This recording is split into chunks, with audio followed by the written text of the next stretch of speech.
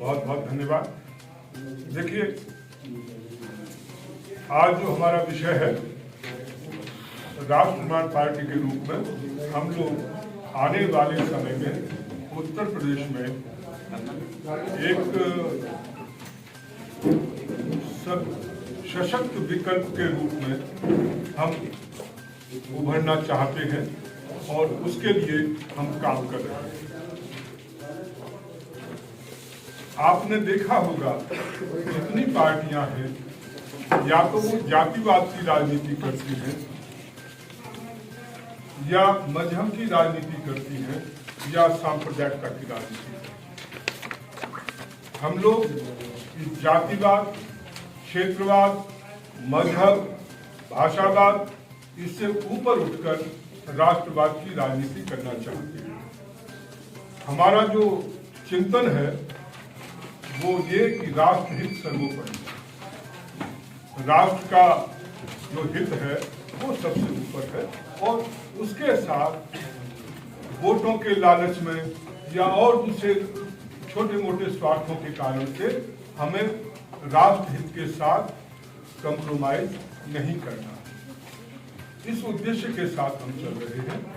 हमारा राजनीतिक चिंतन का जो एक आधार है या दर्शन है वो है सबकी उन्नति में अपनी उन्नति, सबकी उन्नति में अपनी उन्नति, ये हमारे राजनीतिक चिंतन या राजनीतिक दर्शन।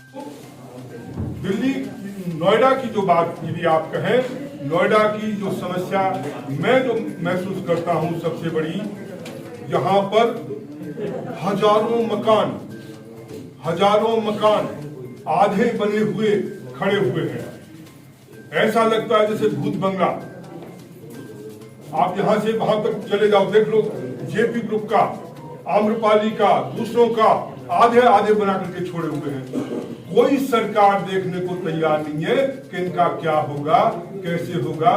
लोगों का पैसा फंसा हुआ है, जिसने पैसा दे दिया वो चक्कर काट रहा है, परंतु उसको कहीं राहत नहीं मिल पा रही।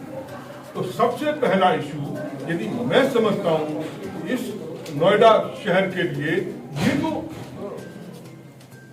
हाउसिंग इंडस्ट्री में जो ये अव्यवस्था चल रही है उसको सबसे पहले खत्म करना होगा। और जो मकान आधे बने हुए पड़े हैं, अरे कुछ दूसरी जगह आप हेल्प कर दो, यहाँ पर हेल्प करो, लोगों को मकान मिल सके, वो रह सके। न जाने लोगों ने अपने जीवन की पूरी कमाई जो है मकानों में लगा दी। कोई लोन लेता है, कुछ कैसे करता है, और तब कहीं शहर में एक मकान रहने का सपना जो है कहीं पूरा हो पाता है। और वो हजारों लोगों के, ये तो केवल नोएडा की बात है, नोएडा के आसपास भी आप देखोगे कि इस ढंग के भूतहा जो फ्लैट्स हैं वो आपको चारों तरफ मिल जाएंगे, जो बिल्कुल गिर रहे हैं, उनमें डैमेज हो रहा है और कोई एजेंसी, कोई सरकार जो है वो ध्यान देने वाली है। आपकी पार्टी ने इससे पहले कहीं चुनाव लड़ा है? हमने दिल्ली में कुछ सीटों पर चुनाव लड़ा था पहले, असेंबली, दो असेंबली में हमने चुनाव लड़ा था। जी, कौन से साल में? जो पिछले दिल्ली में जो भी हुए थे लगातार पिछले दो विधानसभा क्षेत्रों में। डॉक्टर साहब, इधर बीच लगातार देखने को मिला है जो ब्यूरोक्रेट्स हैं वो लगातार पॉलिटिकल पार्टीज का दामन थाम रहे हैं। आपने खुद एक पार्टी का निर्माण कर दिया है और आप लोग खुद लगातार एक्टिव हो रहे हैं। क्या ब्यूरोक्रेसी में रहते हुए इन समस्याओं का समाधान नहीं कर पा रहे हैं जो उन्हें पॉलिटिकल दंगल में उतरना पड़ रहा है? देखिए, पहली चीज, डेमोक्रेसी सबको अलाउ करती है कि जो भी यदि उसमें जाना चाहे जा सकता है।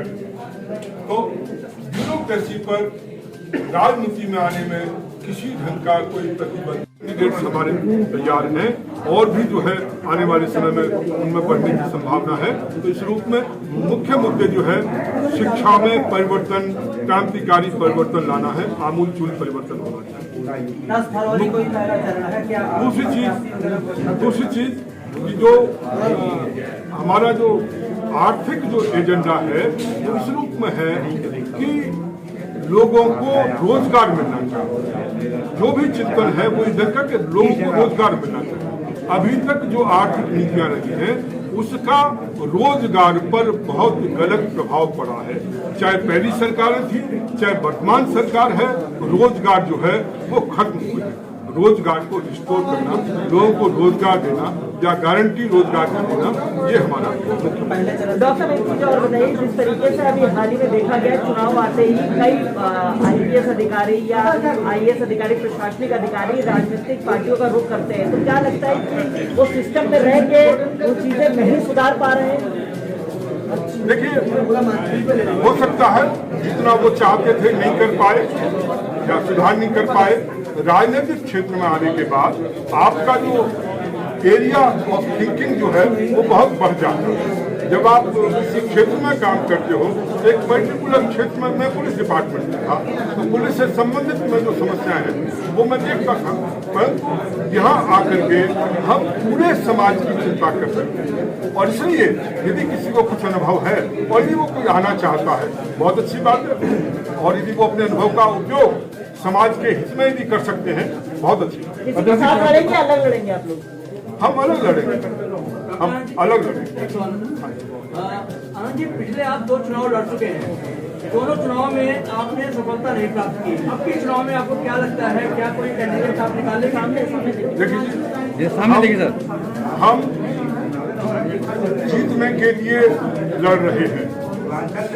इस बार क्या सफलता मिलती है अभी मैं नहीं कह सकता, परंतु कुछ क्षेत्रों में हमें आशा है कि हमें निश्चित रूप से सफलता प्राप्त होगी। यूपी में लड़ेंगे आप लोगों ने बताया कहाँ किन किन सीटों पर कहाँ लड़ेंगे आप? पश्चिमी उत्तर प्रदेश में बस मेरठ, मुजफ्फरनगर, सहारनपुर, नोएडा, आगरा, मथुरा, ये क्षेत्र हैं जहाँ से हम, गाजियाबाद, इन क्षेत्रों से हम चुनाव लड़ेंगे।